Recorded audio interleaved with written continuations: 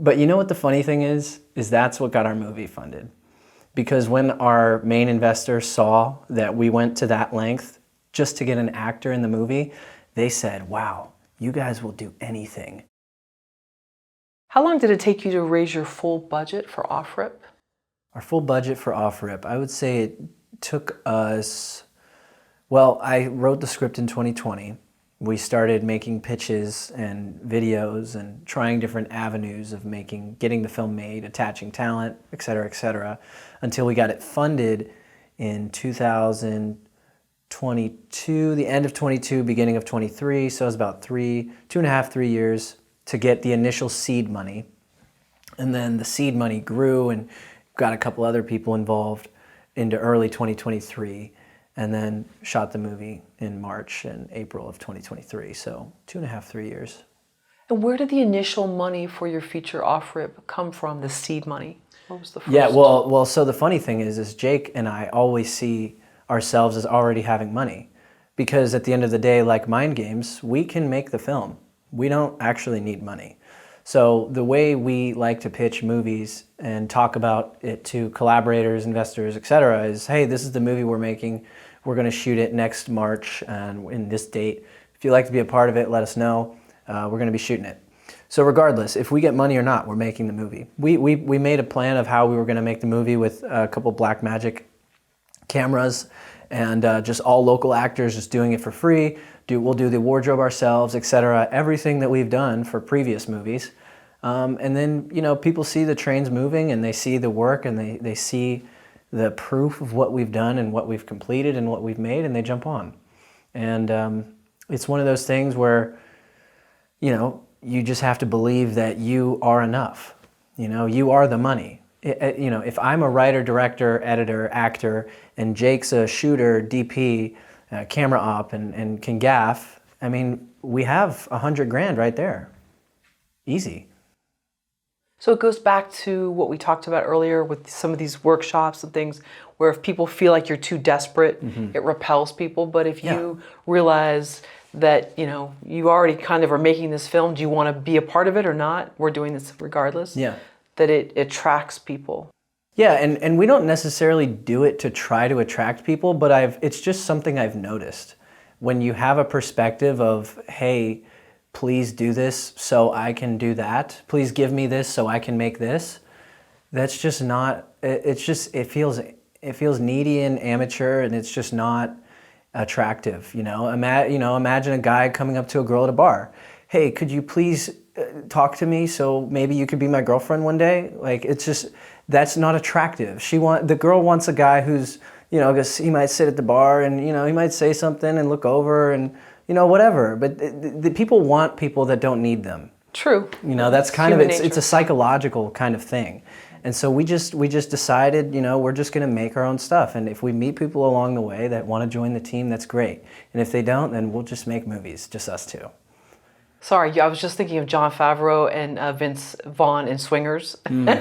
You're so money, and he was always trying to talk him up. Yeah. Whereas the Vince Vaughn character didn't need anybody, and at times was sort of obnoxious, but people were drawn to him. Yeah. So anyway, bad reference. It's a true reality. It's just the way it is. Right. No, it's very true, and yeah.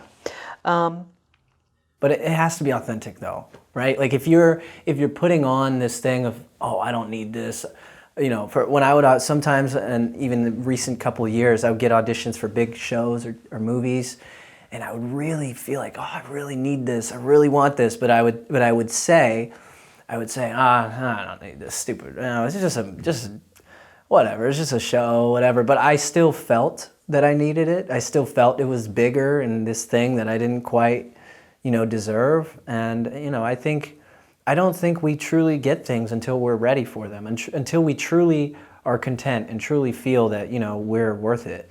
I think that's when it comes. I had someone tell me that was a manager. They said that they saw people get things. It's not that they didn't want to be an actor, but there was just something that they had within them that it wasn't going to affect them whether they got it or not, and that's how they just attracted all this sort of success to them. It's probably a bad example, but I think there is something in the universe or just human nature that repels too much neediness. How do you find potential investors? I think you find potential investors by just living life and just continuing to do your craft and grow. And those people will just come along. Whether it's an investor like Jake, who is my partner, I see him as an investor because the amount of free work that he's done with me, that's an investment. And then different people that, maybe have a big chunk of money to throw at it, yeah, that's an investment as well. I think it just comes from doing your craft and meeting people and exploring and being a good person, but not seeing people for that. You can't just see someone, oh, this person has a lot of money, let me make friends with them. Like, you don't do that. You're not ready. You're not ready to receive money for a film if that's how you see them, So I think it's just, living your life, and, you get these ideas, and then, just to talk specifically about getting a certain person invested in a movie, Jake always talks about there has to be a win-win. So for example, if a certain, something that often happens on the indie film level, people will find an investor that wants to be an actor in a movie. And so they'll invest so that they can act in the film. That's what they get out of it, right?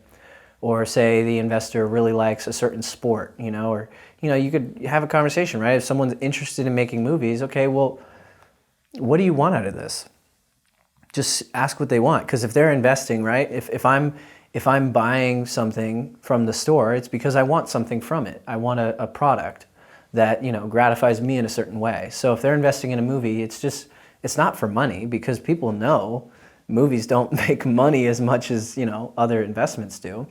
So you really just have to see why they're interested and what story aligns, right? Like, I have a project that I'm collaborating with that I brought an original idea to these two screenwriters who have another investor that we've worked on a movie with. And I had 3 different ideas that I was telling them about. But I didn't tell them about all 3 of them, though, because I knew which script was perfect for this group. I knew what was up their alley. So I said, oh, because they had a slate of 2 films, they were looking for a third, and I said, yeah, I got three different scripts, but I think this one you guys would like. And because, you kind of just read the room, I guess people say, or you know what people want, and you know what they want to get out of it. So just finding the alignment, because not every investor is right for every project. How do you find potential investors? So, for example, our main investor for Off Rip was found because of a potential job. So Jake had been applying for a cinematography job on IMDb Pro, found this person who was funding their own short film, and he brought me on. He introduced me to, potentially direct, and I was on as the director, and he was on as the DP, and then this financier for the short film decided they didn't want to do the movie anymore. And it was because they weren't comfortable ready as an actor yet. And so then Jake, we know he took a couple weeks, and then Jake circled back and said, well, we make movies. What do you think about this one?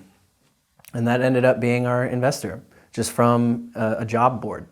So it's really sporadic. I don't know if there's one way to do it. I think it's just, like I said, continuing to focus on your craft and get work or make work and just, keep going, and eventually you meet people. Can you talk about how many businesses invested in Off Rip? Yeah, so I would say there were three different investments. And then if you count non-financial, but what I call other valuable consideration investments or sweat equity, that would be another 3 that is included in the disbursement of the back end of things. So it would be 6. And did you write pitch letters to them? Did you actually go to their offices? How did you approach them? No pitch letters or anything like that. I think I may have misunderstood. I meant just the investors for the film. In terms of businesses, we had a couple sponsors. So we had companies like Shore Pound who came on board and helped us create the whole competition sequences, and they built out, what a real competition would look like for skimboarding. I went and visited, and I took videos and photos, and he said, oh man, I could bring all this stuff and set this up for you. And I was like, bro, that would be amazing if you could. And he gave us, the jerseys that we had all the skimboarders wear. But the thing with that, right, it was a win-win. his brand, Shore Pound, is the face of our skim competition movie, of our skimboard movie, right? So the main character, one of the opening shots, is wearing his jersey. So it's a win-win in that sense. And we also had Zap skimboards come down, and they gave us skimboards for the movie and sponsored it in that way. So.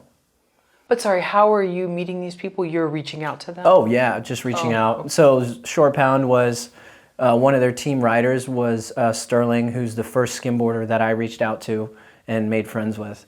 And then Zap, we just cold called, and they didn't answer. And so they were in Venice Beach, two hours south of us.